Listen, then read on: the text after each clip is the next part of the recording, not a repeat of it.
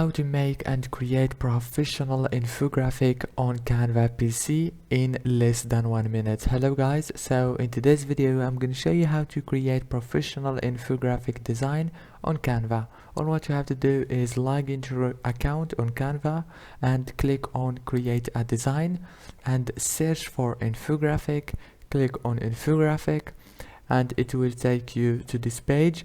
Now right here, choose the type of your infographic: education or comparison or data or business or charity. Choose the one that you want and click on see all and choose a template. You have many templates, for example this one.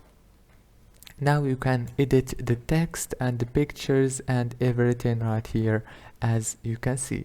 Very easy and fast. After you finish editing the template, click here on share and click download.